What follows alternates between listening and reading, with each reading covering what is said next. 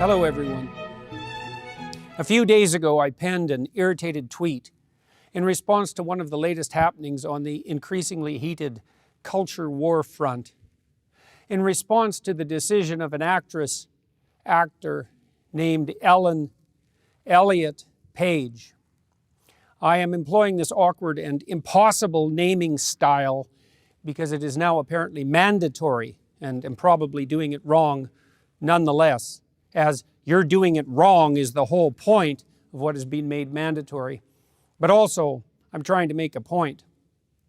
I've essentially been banned from Twitter as a consequence. I say banned, although technically I have been suspended. But the suspension will not be lifted unless I delete the hateful tweet in question. What was it that I said that caused such a fuss? And that fuss is just beginning. And even more importantly and complexly, what exactly was it that I said that resulted in the ban? Here's the tweet in question. The response from Twitter, quote, "Violating our rules against hateful conduct. You may not promote violence against, threaten, or harass other people on the basis of race, ethnicity, national origin, sexual orientation, gender, gender identity, religious affiliation, age, disability, or serious disease." By clicking delete, you acknowledge that your tweet violated the Twitter rules. Delete. If you think we've made a mistake, submit an appeal to us. Please note that should you do so, your account will remain locked while we review your appeal. Let's take this apart. First, it is clearly the case that I did not promote violence against or threaten anyone with my missive. So that leaves the arguably lesser sin of harass.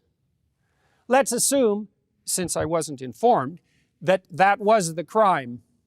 And further, harassment on the basis of so-called gender identity, since Twitter did not do me the favor of actually specifying my crime, and there are many possibilities on that front. We unfortunately have to guess at why this has occurred, and that's actually a big problem in and of itself, and also indicative of the utter carelessness of the Twitter organization with regard to the propriety of its own censorial actions. I should at least know exactly what I did wrong if I am required to acknowledge that my tweet violated the Twitter rules. What rules, you sons of bitches? Exactly. Precisely. Because such things matter when the accusations start flying. I committed the fatal crime of what has come to be known in the appalling censorial terminology of the insane activists as dead naming, which is the act of referring to someone who has transitioned, another hated piece of jargon and slogan, by the name and by the inference, the gender, really the sex, that everyone knew them by previously, and in the case of Ellen/Elliott, that millions of people recognized and knew. So I should have either called him, her, they, Elliott instead of Ellen, although as we will discover that would have made it impossible for me to say what I wanted to and need to say in the remaining phrases. Not that such a problem would bother those who are objecting to my speech in the first place. I employed the forbidden pronoun her when Elliott, Ellen, is now to be regarded as a he or else. But there's a conundrum here, to say the least, and not just for me, although I have been banned because of it. How could I possibly have written that sentence in any sensible manner whatsoever, while simultaneously making my point understandably and not breaking Twitter rules against so-called hateful conduct? That doesn't exist, by the way, that dead name category, except in the sensorial and addled minds of a tiny fraction of insanely narcissistic and increasingly dangerous trans activists. When precisely was it incumbent on me to switch my terminology in regard to Elliott/Ellen so that I was not engaging in hateful conduct? And so it was impossible to communicate what had happened to my audience without apparently running afoul of the impossible and absurd rules that now hypothetically govern morality itself in the days of the degenerated postmodern and Marxist ethos that we must still, no matter how impossible it is, abide by or else. And you might object, Ellen/Elliot is an adult, 30-something, and fully capable of making up his, her, their own mind about such things, and she, he, they are welcome from the liberal and the libertarian position to go to hell in a handbasket as she, he, they see fit. And fair enough, to some degree.